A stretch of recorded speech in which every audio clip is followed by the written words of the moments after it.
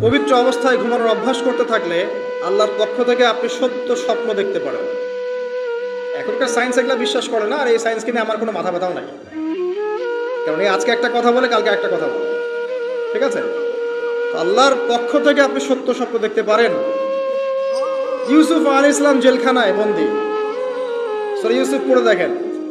তখন কয়েদিদের মধ্যে দুইজন স্বপ্ন দেখেছে। একজন স্বপ্ন দেখছে তার মাথার উপরে রুটি, উপর থেকে পাখি এটা ঠোকরে কি করছে, খেয়ে নিয়ে চলে যাচ্ছে।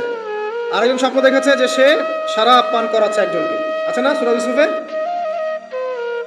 তো ইউসুফ আলাইহিস সালাম বললেন যে যার মাথা থেকে পাখি ঠোকরায় খেয়ে নিচ্ছে খাবার, তাকে শুলদণ্ড দেওয়া হবে। আর যে শরাব পান করাচ্ছে সে অতি শীঘ্রই মুক্ত হয়ে যাবে, জেল থেকে ছাড়া পেয়ে যাবে। কয়দিন পর তাই হলো। এই যে স্বপ্ন যারা দেখেছে এরা কি মুসলিম? এই স্বপ্ন যারা দেখেছে এরা কিন্তু মুসলিম না। ইউসুফ আলাইহিস সালাম মুসলিম, তিনি আল্লাহর নবী, তিনি স্বপ্নের ব্যাখ্যা করছেন, কিন্তু এখানে একজন অমুসলিমের স্বপ্ন সত্য হয়েছে। একজন অমুসলিমকে আল্লাহ পাক স্বপ্ন দেখাতে পারেন, দলিল আছে কোরআনে।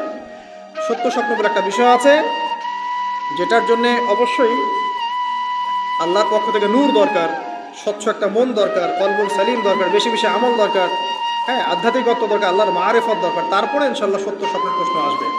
সারাদিন টিভি দেখে, গান সিরিয়াল দেখে, গালিগালাজ করে, গীবত তহমত করে, খোঁচাখুচি করে, চুলাচুলি করে, এদের সাথে সত্য স্বপ্নের কি স্বপ্ন? এদেরকে তো শয়তান স্বপ্ন দেখাবে। কথা বুঝতে পারছেন না? ফজরের নামাজের পরে নবী সাল্লাল্লাহু আলাইহি ওয়াসাল্লাম বসে থাকতেন, সাহাবীরা তাকে বলতেন কে কোন স্বপ্ন দেখেছে তিনি বলতেন, এবং তিনি স্বপ্নের ব্যাখ্যা ইন্টারপ্রিটেশন করতেন, এটা এটা এটা এমন, এটা এমন। এমনকি এই যে আপনার উহুদের যুদ্ধের আগের রাতে অনেক সাহাবী স্বপ্ন দেখেছেন, এবং পরের দিন দেখবেন উহুদের দিনে অনেক সাহাবী শহীদ হয়েছে। তো যাই হোক, ওইদিকে আমি যাচ্ছি না। তো এই যে ঘুমটা আপনি ঘুমাচ্ছেন, ইনশাআল্লাহ আপনার ঘুমটা কি হচ্ছে? ইবাদত হচ্ছে না? আলহামদুলিল্লাহ। আলেম যারা, তাদের ঘুমও ইবাদত।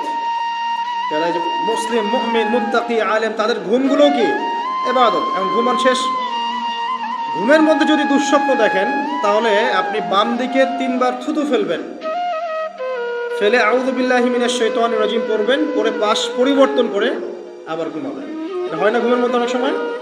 অনেকে বোবা ধরে, শ্বাস নিতে পারে না। এগুলো এজন্যই হয় কারণ তারা ঘুমানোর আগের জিকির আজগারগুলো করে না।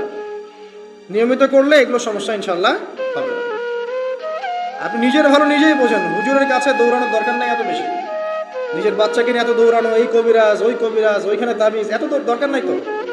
নিজের আমল নিজে করেন, দেখবেন আপনি আল্লাহ পাকের পক্ষ থেকে নিরাপত্তার মধ্যে আছেন ইনশাআল্লাহ।